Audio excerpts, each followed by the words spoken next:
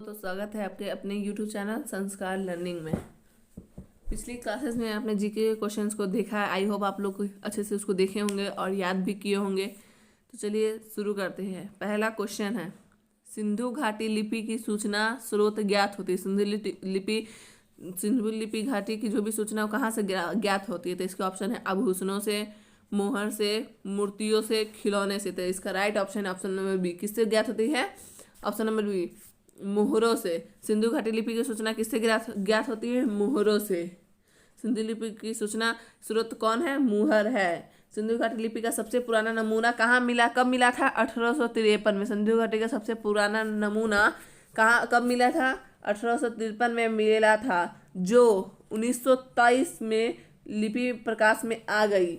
कब? 1853 में मिला, लेकिन 1923 में इसकी जांच हुई, किंतु वह अभी तक पढ़ी नहीं जा सकती। इसको अभी तक पढ़ा नहीं जा सकता। कि सिंधु घाटी की लिपि क्या होती है? भाव चित्रात्मक होती है, भाव के आधार पर होती है, भाव चित्रात्मक होती है। उसकी लिपि पढ़ी नहीं जा सकती है। भाव चित्रात्मक। यह लिपि दाईं से बाईं ओर लिखी जाती है। ये लिपि कहाँ से लिखी जाती है? दाईं से बाईं ओर लिखी जाती है। चलिए अब क्वेश्चन नंबर 2 देखते हैं। निम्नलिखित में से कौन सा वेद गद्य एवं पद दोनों में है? मतलब कौन सा ऐसा जिसमें गद्य एवं पद दोनों में है? तो इसका ऑप्शन है ऋग्वेद, अथर्ववेद, यजुर्वेद, सामवेद। तो इसका राइट ऑप्शन है option number C, Yajurveda. Yajurveda गद्य एवं पद दोनों में है। यजुर्वेद को इसको क्या कहा जाता है? यजूस। यजुर्वेद को गद्य एवं पद की भाषा में दोनों में क्या कहते हैं? यजूस कहा जाता है। और ये दोनों में गद्य एवं पद दोनों में है कौन वेद? यजुर्वेद। और इसका एक और नाम क्या है? यजूस। चलिए क्वेश्चन नंबर 3 देखते हैं। महायान के संस्थापक पूछ रहा है कौन है? तो इसका ऑप्शन है नागार्जुन, उपाली, अश्वघोष, आनंद। तो इसका राइट ऑप्शन है option number A, Nagarjuna. Mahayana के संस्थापक कौन है? नागार्जुन। जब बौद्ध संगीति चतुर्थ बौद्ध संगीति हुई थी तो 2 भागों में बांटा गया था। जब चतुर्थ बौद्ध संगीति हुई थी तो बौद्ध धर्म को कितने भाग में बांटा गया था? 2 भाग। एक का नाम था हीनयान। बौद्ध धर्म को कितने भाग में बांटा गया था? 2 भाग में। किस संगीति में? चतुर्थ बौद्ध संगीति में। एक का नाम है हीनयान और एक का नाम है महायान। नागार्जुन महायान के संस्थापक थे। नागार्जुन किसके संस्थापक थे? महायान के अनुनासियों के अनुसार केवल बुद्ध और बौद्धित्व ही मोक्ष प्राप्त करने में सफल कर सकते। और हीनयान की स्थापना किसने की? अशोक ने। अशोक ने। बौद्ध धर्म को कितने भाग में बांटा गया? 2 भाग में, हीनयान एवं महायान। और महायान के संस्थापक कौन है? नागार्जुन। हीनयान के संस्थापक कौन है? अशोक। चलिए अब अगला क्वेश्चन देखते हैं। क्वेश्चन नंबर 4, कौटिल्य का संबंध निम्नलिखित में से किस विश्वविद्यालय से था? कौटिल्य का संबंध निम्नलिखित में से किस विश्वविद्यालय से आता था? इसके ऑप्शन है नालंदा, वैशाली, पाटलिपुत्र, तक्षशिला। तो जो कौटिल्य था उनका संबंध किससे था? तो उनका संबंध था तक्षशिला से। क्या होगा इसका right option? Option number D. Kautilya का संबंध किस विश्वविद्यालय से था? तो तक्षशिला विश्वविद्यालय के था। जब कौटिल्य के समय में नालंदा विश्वविद्यालय का अस्तित्व ही नहीं था। नालंदा विश्वविद्यालय जब बना तो उस टाइम जब कौटिल्य जिस समय में थे ना, उस समय नालंदा विश्वविद्यालय का कहीं भी निर्माण नहीं हुआ था, नहीं उनकी खोज हो पाई थी। उस समय तक्षशिला थे। वैशाली और पाटलिपुत्र में किसी प्राचीन विश्वविद्यालय के होने का कोई साक्ष्य नहीं, अथवा उत्तर विकल्पों में। तो इसका राइट ऑप्शन होगा ऑप्शन नंबर डी। कौटिल्य का संबंध किस विश्वविद्यालय से था?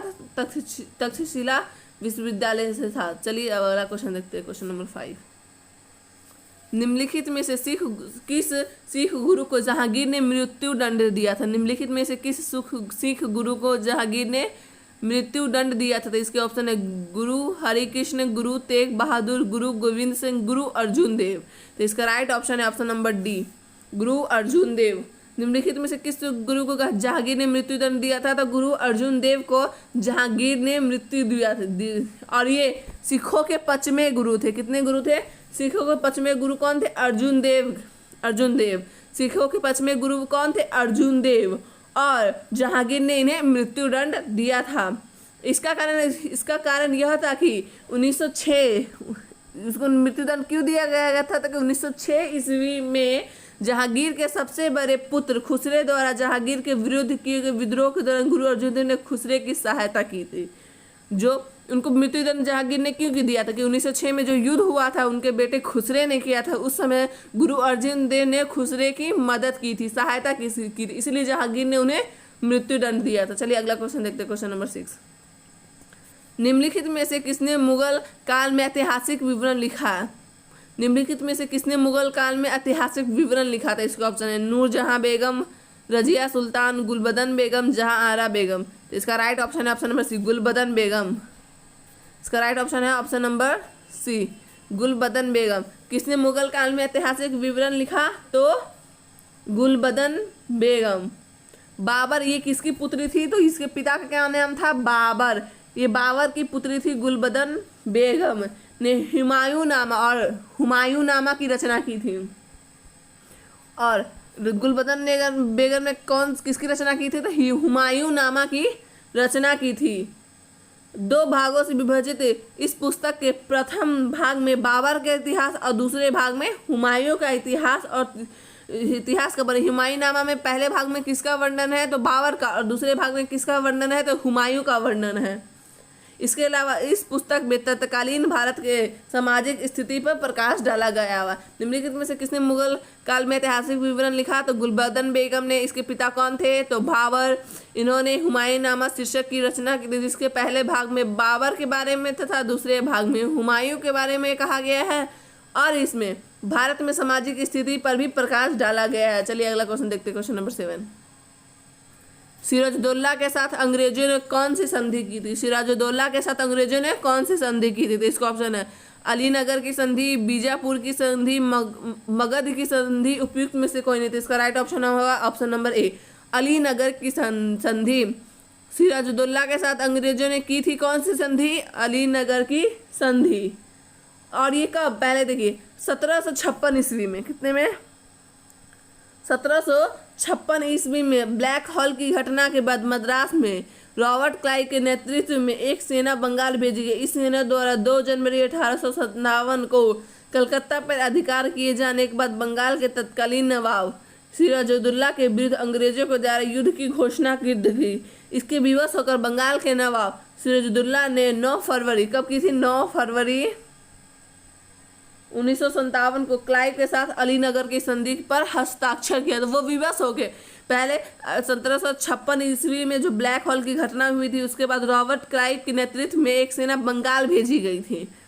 इस सेना द्वारा 2 जनवरी 1757 के कलकत्ता पर अधिकार किए जाने के बाद बंगाल के तत्कालीन नवाब सिराजुद्दौला के विरुद्ध युद्ध छेड़ दिए। इससे विवश होकर बंगाल के नवाब सिराजुद्दौला ने 9 फरवरी 1957 को क्लाइव के साथ अलीनगर की संधि पर हस्ताक्षर किए। चलिए अगला क्वेश्चन देखते हैं, क्वेश्चन नंबर 8। सती प्रथा का निषेध किया गया। अब पूछ रहा है सती प्रथा का निषेध कब किया गया? इसका ऑप्शन है 809 ईस्वी में, 1829 में, 1929 में, 1947 में। तो इसका राइट ऑप्शन है ऑप्शन नंबर बी, 1829 में। एक मिनट। तो इसका राइट ऑप्शन है ऑप्शन नंबर बी, 1829 में सती प्रथा का कब रोका गया? तो 1829 ईस्वी में। और ये किनके कारण है? तो लॉर्ड विलियम बेंटिक ही समाज सुधारकों के लिए, या कौन? लॉर्ड विलियम बेंटिक ही समाज सुधारों के लिए याद किए जाते हैं। ऐसे सर्वाधिक सुधारों में सती प्रथा का अंत ही शामिल है। इसीलिए सती प्रथा का विद्रोह कानून बनाकर दिसंबर 1829 में 17 द्वारा, और कौन से धारा द्वारा? 17 धारा द्वारा विधवाओं को सती होने पर रोका गया। सती प्रथा का निषेध कब हुआ? 1829 में, दिसंबर के 1829 में, लॉर्ड विलियम बेंटिक के द्वारा। और कौन से अधिनियम के द्वारा? धारा किसके द्वारा? धारा 17 के द्वारा विधवाओं के सती होने पर रोक लगाया गया। चलिए अगला क्वेश्चन देखते हैं, क्वेश्चन नंबर 9। पूना पैक्ट किसके मध्य हुआ था? पूना पैक्ट किसके मध्य हुआ था? इसका ऑप्शन है Gandhi MacDonald, Gandhi Cripps, Ambedkar MacDonald, Ambedkar Gandhi. तो इसका राइट ऑप्शन है ऑप्शन नंबर डी, अंबेडकर और गांधी के बीच पूना पैक्ट हुआ था। और ये कैसे हुआ था? जिस समय ब्रिटिश प्रधानमंत्री कौन थे? इस समय ब्रिटिश प्रधानमंत्री कौन थे? रैमजो मैकडोनाल्ड। रैमजो मैक्डोनाल्ड द्वारा सांप्रदायिक निर्णय पेश किया गया था। उस समय महात्मा गांधी कहाँ थे? यरवदा जेल में थे। महात्मा गांधी कहाँ थे? यरवदा जेल में थे। और उन्होंने जेल में से ही कब? 20 सितंबर 1932 को जेल में से ही आमरण अनशन शुरू कर दिया। मदन मोहन मालवीय के प्रयासों से पूना में गांधी जी और भीमराव अंबेडकर के बीच एक समझौता हुआ था। किसके प्रयोग से? किसकी सहायता से? मदन मोहन मालवीय की सहायता से पूना में गांधी जी और अंबेडकर के बीच एक समझौता हुआ था। इस समझौते के तहत अंबेडकर ने क्या किया? हरिजनों के लिए, मतलब जो छोटे जात वाले के लिए प्रतिनिधित्व की मांग की, मतलब उन्हें भी प्रतिनिधित्व करने का अधिकार हो, तथा संयुक्त निर्वाचन के सिद्धांत को स्वीकार किया।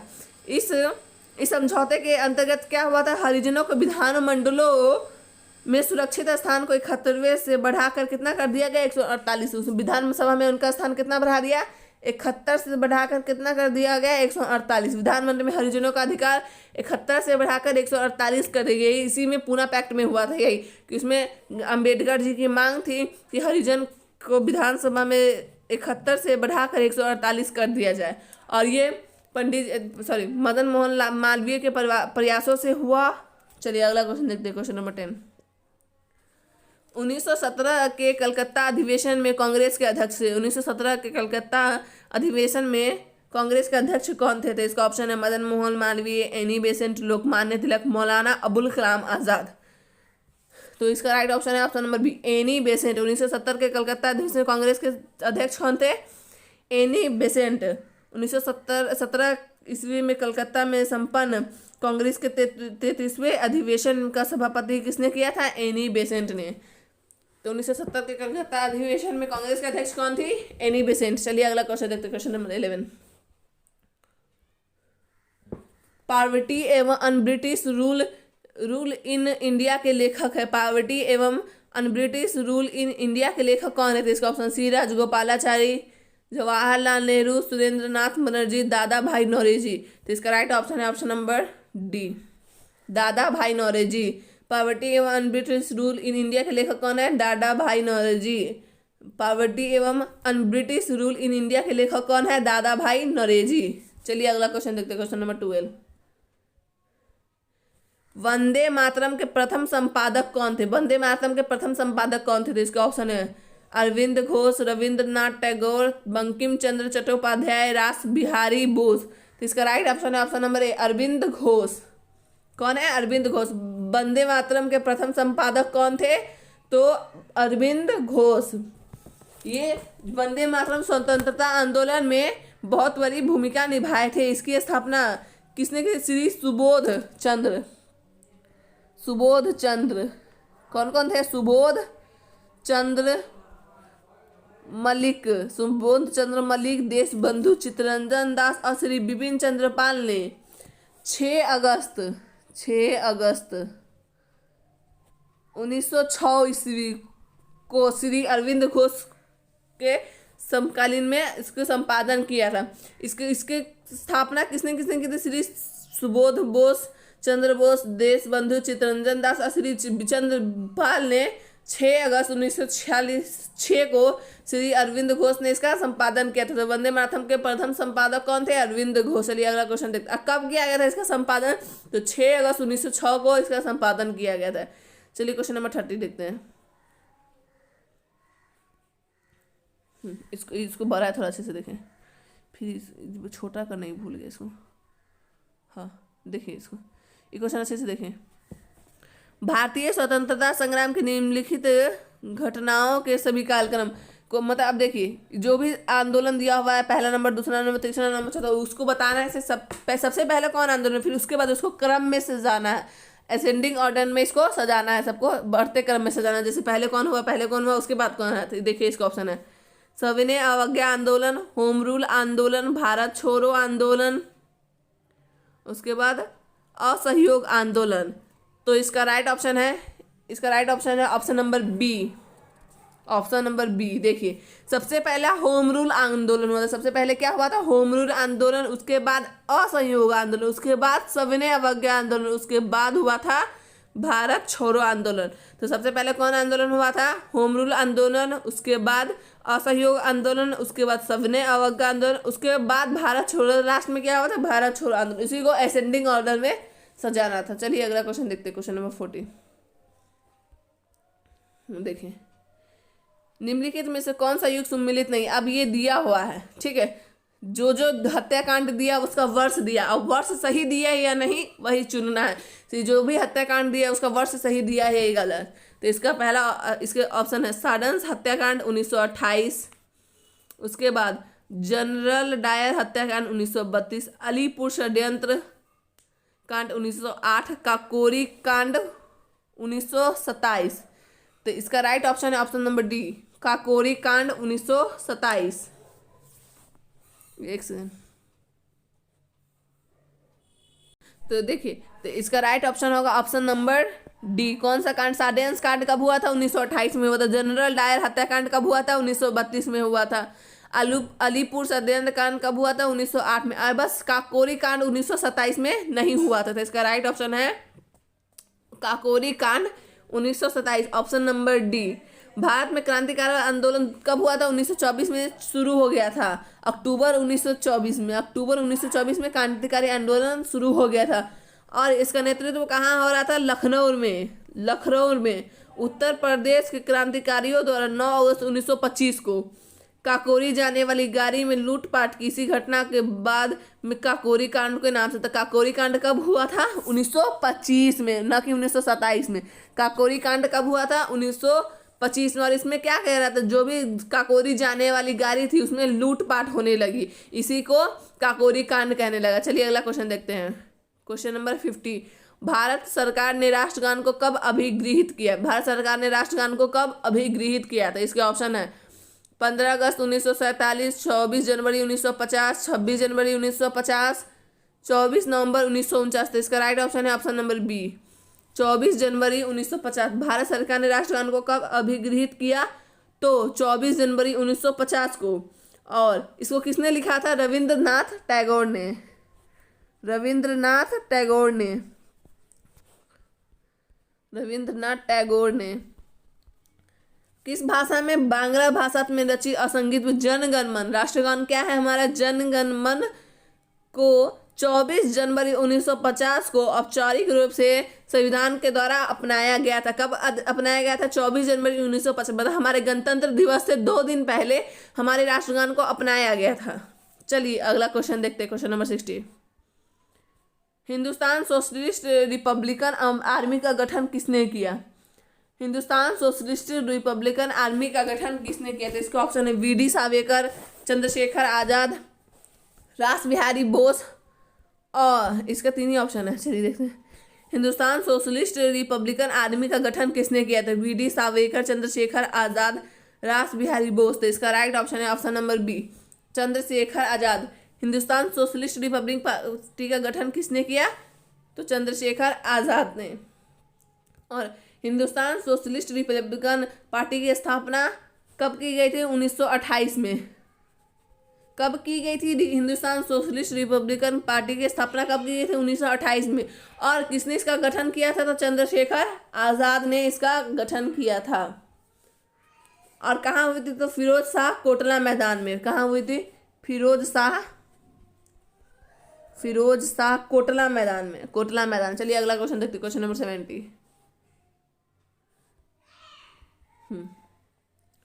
उच्चतम न्यायालय में भारत की प्रथम महिला न्यायाधीश बनी। जो हाई कोर्ट में भारत की प्रथम महिला कौन न्यायाधीश बनी थी? इसका ऑप्शन है विजय लक्ष्मी पंडित, उषा मेहता, सुधा कुलकर्णी, एम फातिमा बीबी। तो इसका राइट ऑप्शन है option number D, M Fatima Bibi. High court की सबसे पहली महिला न्यायाधीश कौन बनी? तो एम फातिमा बीबी। एम फातिमा बीबी। तो ये कब बनी? 1989 में। 1989 में प्रथम बार हाई कोर्ट की एक महिला न्यायाधीश बनी। कौन थी? एम फातिमा बीबी। इसका पूरा नाम था मीरा साहिबा। एम फातिमा बीबी का पूरा नाम क्या था? मीरा साहिबा फातिमा बीबी। मीरा साहिबा फातिमा बीबी। और ये कब बनी? 1989 में हाई कोर्ट की प्रथम महिला न्यायाधीश बनी। चलिए अगला क्वेश्चन देखते हैं, क्वेश्चन नंबर 80। किस विधेयक के धन विधेयक होने का निर्णय, तो किस विधेयक के धन विधेयक होने का निर्णय कौन करता है, किसी विधेयक के धन विधेयक होने का निर्णय कौन करता है। तो इसका ऑप्शन है राष्ट्रपति, प्रधानमंत्री, लोकसभा अध्यक्ष, केंद्रीय मंत्रिमंडल। तो इसका ऑप्शन आंसर है ऑप्शन नंबर सी, लोकसभा अध्यक्ष। किसी विधेयक के धन विधेयक होने का निर्णय कौन करता है, तो लोकसभा अध्यक्ष करता है। और ये अनुच्छेद किसमें लिखा गया हुआ है, संविधान के अनुच्छेद 110 के ए के उपखंड क से लेकर 6 तक इसके बारे में, किसी विधेयक के धन विधेयक होने के बारे में लिखा गया है। और विधेयक को धन विधेयक कहा जाता है। धन विधेयक केवल लोकसभा में ही, धन विधेयक कहाँ पेश किया जाता है, केवल लोकसभा में ही पेश किया जाता है। धन विधेयक को राष्ट्रपति पुनः विचार के लिए लौटा नहीं सकता। अगर एक बार धन विधेयक लोकसभा से पास हो जाए तो उसको राष्ट्रपति भी नहीं लौटा सकते। अगर लोकसभा से पास हो गए तो राष्ट्रपति को भी स्वीकार करना ही पड़ेगा। किसी विधेयक के धन विधेयक होने का निर्णय कौन करता है, लोकसभा अध्यक्ष। इसमें राष्ट्रपति का कोई मतलब नहीं है, प्रधानमंत्री का कोई मतलब नहीं है, केंद्रीय मंत्री मतलब। किसी भी विधेयक के धन विधेयक होने का निर्णय कौन लेता है, तो लोकसभा अध्यक्ष। और यह अनुच्छेद किसमें लिखा गया है संविधान के, तो संविधान के अनुच्छेद 110 के उपखंड 1 इसमें क से लेकर 6 तक इसके बारे में बताया गया है। और कोई भी धन विधेयक अगर लोकसभा से पास हो जाता है तो उसको राष्ट्रपति एवं प्रधानमंत्री सबको पास करना ही पड़ेगा। चलिए क्वेश्चन देखते हैं, क्वेश्चन नंबर 19। भारतीय संविधान में मूल कर्तव्य के प्रावधान की संस्तुति निम्नलिखित में से किसने की थी। भारतीय संविधान में मूल कर्तव्य के प्रावधान की संस्तुति निम्नलिखित में से किसने की थी। तो इसका ऑप्शन है उपकर आयोग ने, अयंगर समिति ने, बलवंत राय मेहता समिति ने, स्वर्ण सिंह समिति ने। तो इसका राइट ऑप्शन है ऑप्शन नंबर डी, स्वर्ण सिंह समिति ने। भारतीय संविधान में मूल कर्तव्य के प्रावधान की सूची निम्नलिखित में से किसने की थी, तो स्वर्ण सिंह समिति ने।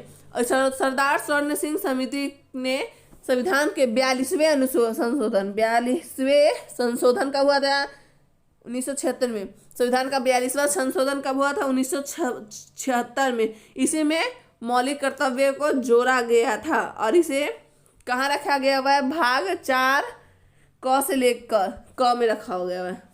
इसे भाग 4 में अनुच्छेद कितना में, 51 में। भारतीय संविधान में मूल कर्तव्य की संस्तुति किसने की थी, तो स्वर्ण सिंह समिति ने। और इसको कब जोड़ा गया था, 42वें अनुशोधन 1976 में। संविधान का 42वां संशोधन कब हुआ, 1976 में इसको जोड़ा गया था और मूल कर्तव्य को इसमें जोड़ा गया था। इसे रूस के संविधान में लिखा, इसे कहाँ से लिया गया हुआ है, तो इसे रूस के संविधान से लिया गया था। इसे कहाँ से लिया गया था, इसे रूस के संविधान से लिया गया। और इसे अनुच्छेद किसमें लिखा गया, अनुच्छेद 51 के क में, 51 के क में लिखा गया हुआ है। चलिए अगला क्वेश्चन देखते हैं। लास्ट क्वेश्चन है आज का, क्वेश्चन नंबर 20। आज का लास्ट क्वेश्चन, क्वेश्चन नंबर 20। राष्ट्रीय आपातकाल की घोषणा निम्नलिखित में से किस अनुच्छेद, मतलब नेशनल इमरजेंसी कब लगती है, किसी नेशनल इमरजेंसी कब लगती है। तो इसका अनुच्छेद है, इसका ऑप्शन है अनुच्छेद 356, अनुच्छेद 352, अनुच्छेद 356, अनुच्छेद 368, अनुच्छेद 370। तो इसका राइट ऑप्शन है ऑप्शन नंबर ए, अनुच्छेद 352।